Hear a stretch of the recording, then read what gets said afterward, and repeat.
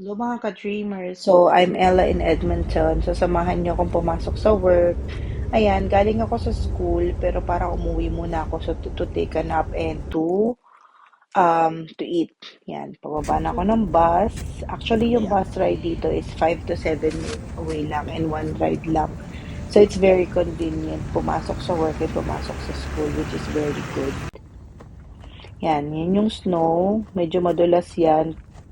Ingat sa snow, and then may mga melted snow na feeling mo okay pero hindi, kaya kailangan mo ingat.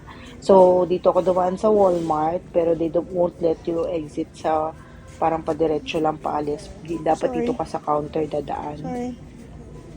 Siguro marketing strategy niya yan para may kukutin ka muna bago ka umalis. So yan, another mga 1 to 2 minutes walk lang from my work. Lapit lang, no? Saya. So yan, pasok na ako sa work. That day, I'm not that late and I'm not early as well. Tama lang.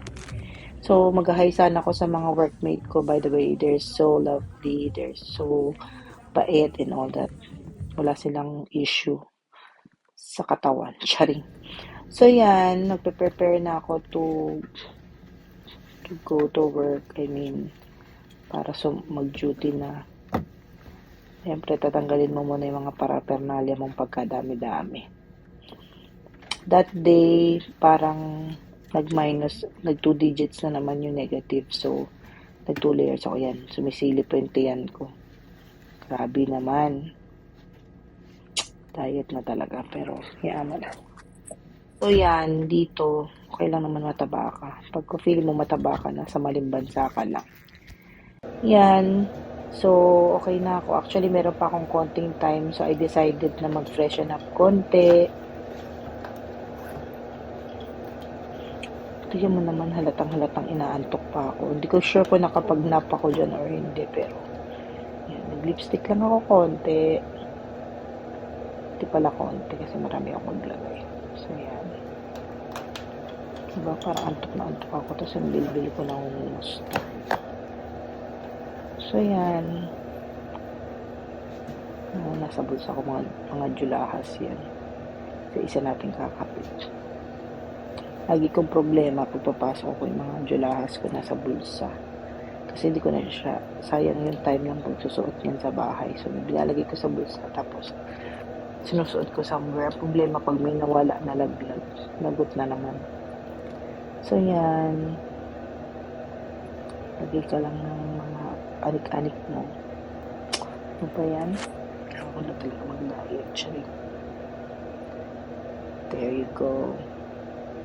And freshen up lang tayo. Ganda na. Pwede na, diba?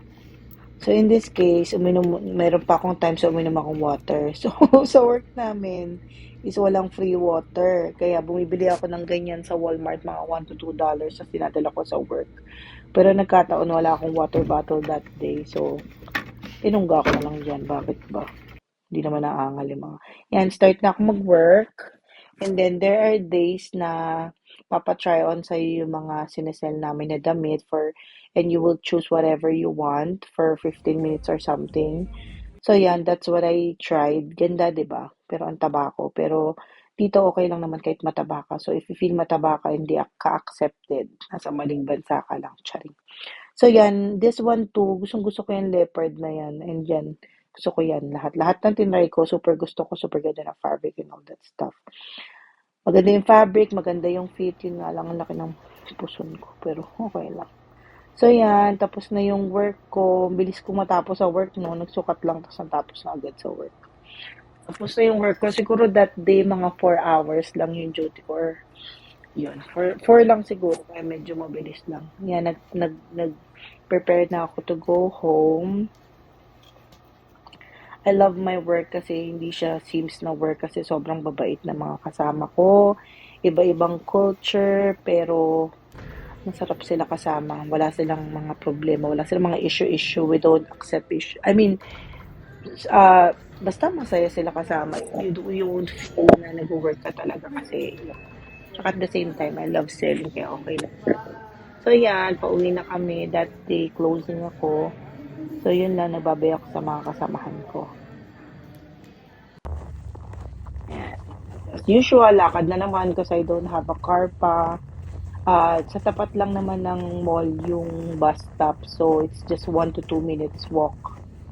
So, yan. Medyo malamig yung part na yan. Usually, pag pauwi ako dun, lumalamig. Minsan, lunch, hindi siya ganun kalamig. Yan, sabi niya yun daw yung bus stop. Pinapakita sa niya yung mga chart.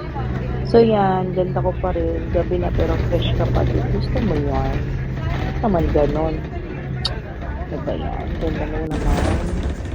So, yan. Ako yung nagpindot niyang stop.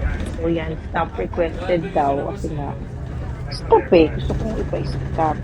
Yan. Bigyan ko yan pero malamig yan. Pero happy na kami dyan. Pag walang 1 digit lang yung minus, happy na kami. Thank you. Have a good So, night. yun. Pauwi na ako. Yan. Tatalon ako dyan. Yeah. Yeah. Ano ba yan? Yan. Tapos na ang work. Nakaraos na naman for the day. Pero, kita nyo yung bit-bit ko. Mas marami pa rin na pamili ko kaysa sa tinatrabaho ko.